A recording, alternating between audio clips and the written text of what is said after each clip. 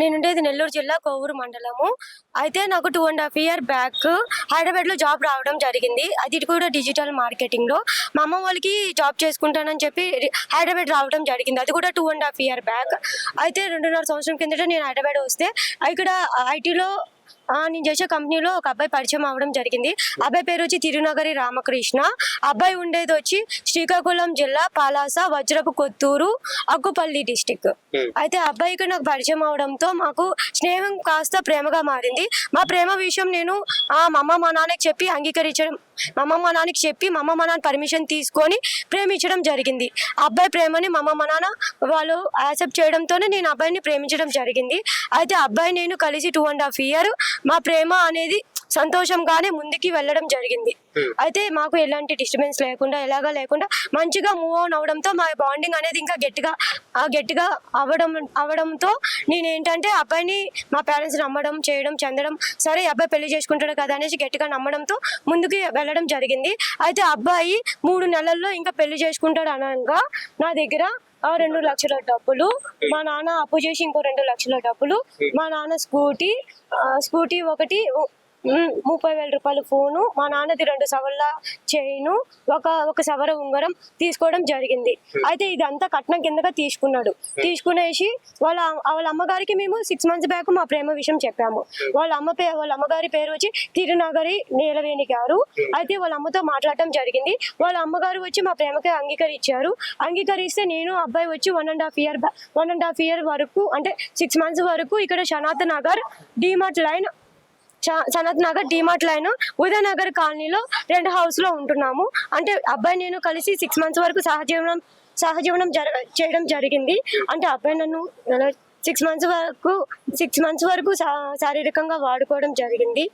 అయితే ఇంకా 3 months లో పెళ్లి చేసుకుంటాడు అనగా వాళ్ళ మేనత్తకి నా ప్రేమ విషయం తెలియడంతో వాళ్ళ మేనత్త గారు క్యాస్ట్ ఫీలింగ్ నాది వచ్చి బలిజ, అబ్బాయిది వచ్చి వైష్ణవులు. వాళ్ళ మేనత్త గారు వచ్చి ఇక్కడ అంగన్వాడీ స్కూల్ టీచర్, అక్కుపల్లిలో అంగన్వాడీ స్కూల్ టీచర్ గా పనిచేస్తుంది. తన పేరు వచ్చి తిరునగరి లోహితాక్షి. తనకు వచ్చి అసలు మా ప్రేమకి అంగీకరించకపోవడంతో పైగా క్యాస్ట్ ఫీలింగ్ తో మేము ఇలాగ సహజీవనం చేసినామని తెలుసు, పైగా అబ్బాయి నన్ను శారీరకంగా వాడుకున్నాడని తెలుసు, ఒక ఇంట్లో ఉన్నామని తెలుసు, నా దగ్గర డబ్బు నగలు తీసుకున్నాడు, అన్ని తీసుకున్నాడు, మా ప్రేమ విషయం పెళ్లి దాకా వచ్చిందని తెలుసు. అయితే అన్ని తెలుసు కూడా తను పెళ్లికి తీసుకరించుకుంది. నాది 26 years, అబ్బాయికి వచ్చి 30 years.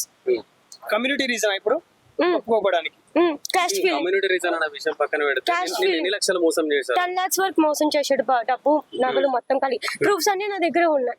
రిలేషన్షిప్ ఎన్ని రోజులు? 2½ year. అక్కడ అబ్బాయి ఒప్పుకోకపోవడంతో అబ్బాయి recent last month June 14th వాళ్ళ ఊరు వెళ్ళిపోవడం జరిగింది.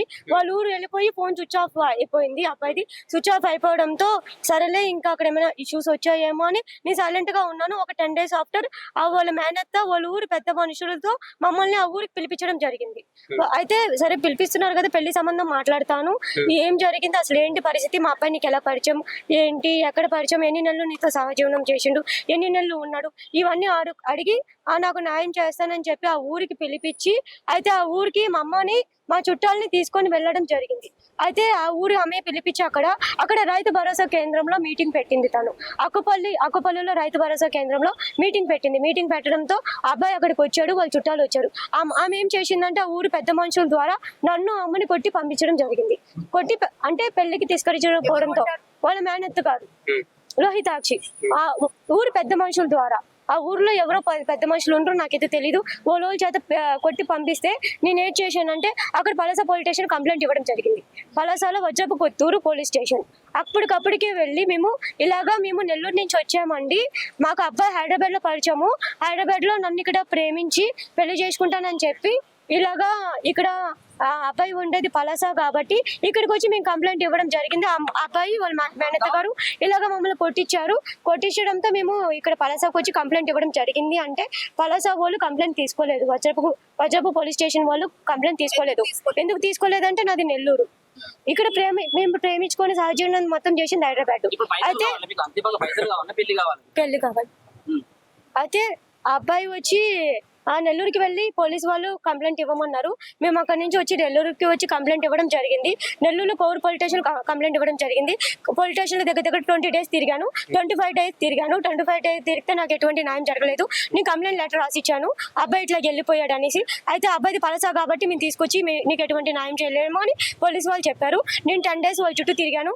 తిరిగిన తర్వాత నేను ఏం చేయాలో అర్థం కాక ఎస్పీ మేడం దగ్గరికి వెళ్ళి పిటిషన్ రాసి మా నెల్లూరు ఎస్పీ మేడం దగ్గరికి వెళ్ళి పిటిషన్ రాయిచ్చి నేను కోవూరు పోలీస్ స్టేషన్ పంపిస్తే ఆయన వాళ్ళు ఎటువంటి న్యాయం చేయలేదు.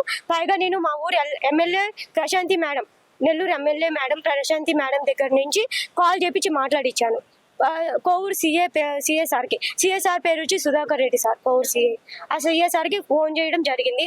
అయితే ఆ సిఎస్ఆర్ అట్లాగే చేస్తానని చెప్పి పైగా మా దగ్గరకు వచ్చి ఎఫ్ఐఆర్ ఫైల్ చేయలేదు.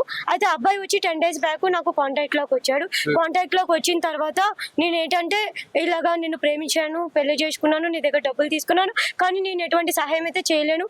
ఎందుకంటే నేను పెళ్లి చేసుకుంటా అంటే మా అత్త ఇక్కడ కొట్టి చంపేస్తుంది, ఇక్కడ నన్ను వేధిస్తుంది, కొట్టి వేధిస్తుంది. అబ్బాయి వాయిస్ రికార్డ్స్ కూడా ఉన్నాయి నాతో మాట్లాడినవి.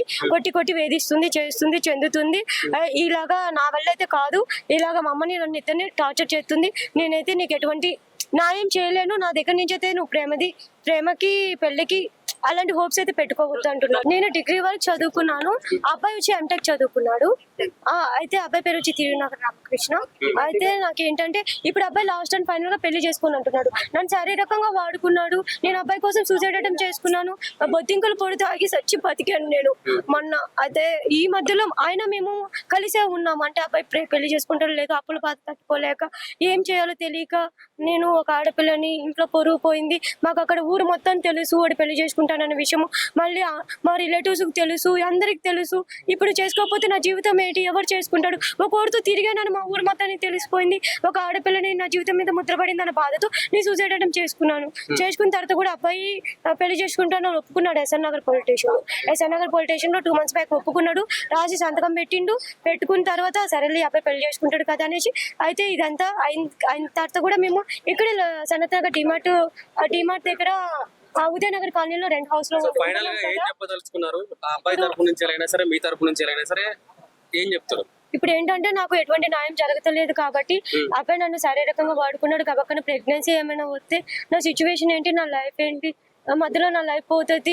ఒకవేళ న్యాయం జరగకపోతే నేను చచ్చిపోవాలి. ఒక కప్పుల బాధ నాకు తినడానికి లేదు. పైగా జాబ్ పోయింది, నా రోడ్లో పడేసి వెళ్ళిపోయాడు. ఒకవేళ న్యాయం జరగకపోతే మాత్రం నాకు చావు తప్ప వేరే దిక్కైతే లేదు. నాకు న్యాయం అయితే నాకు పవన్ కళ్యాణ్ సార్ దగ్గర నుంచి న్యాయం అయితే కావాలి. డిప్యూటీ సీఎం గురించి మాట్లాడుతున్నారు. 40,000 అమ్మాయి మైండ్ అక్కడ మిస్ అయ్యారు అని చెప్పేసి ఆయనే మాట్లాడారు. మీకు న్యాయం చేస్తారని మీరు ఎట్లా అనుకోని ఇక్కడికి వచ్చాము? అంటే ఖచ్చితంగా అయితే నాకు నమ్మకం ఉంది పవన్ కళ్యాణ్ సార్ న్యాయం చేస్తాడని. ఎందుకంటే ఆడపిల్లల విషయము సార్ స్ట్రాంగ్ గా తీసుకుంటాడని నేను చాలా న్యూస్ లో చూసాను. ఆడపిల్లలకి సార్ చాలా సపోర్ట్ గా ఉంటాడు. నేను చాలా విధాలుగా విన్నాను కూడా. సార్ నాకు పవన్ కళ్యాణ్ సార్ దగ్గర నుంచి నేను ఈ ప్రెస్ వేదిక ఎందుకు పెట్టించుకున్నానంటే నా కోర్ పొలిటీషన్ లో న్యాయం జరగలేదు. అలాగే పలస ఊర్లో కూడా నాకు న్యాయం జరగలేదు. నాకు ఇంకా పోలీసు వాళ్ళు న్యాయం చేయకపోతే ఇంకా నేనేం చేయాలి? ఇంకా నేను ఎమ్మెల్యే మేడం దగ్గర నుంచి చెప్పించినా కానీ నాకు న్యాయం జరగలేదు. మా ఊరు ఎమ్మెల్యే మేడం దగ్గర నుంచి కూడా చెప్పిస్తే న్యాయం జరగలేదు. కాబట్టి నాకు పవన్ కళ్యాణ్ సార్ దగ్గర నుంచి ఖచ్చితంగా న్యాయం కావాలని ఖచ్చితంగా కోరుకుంటున్నాను.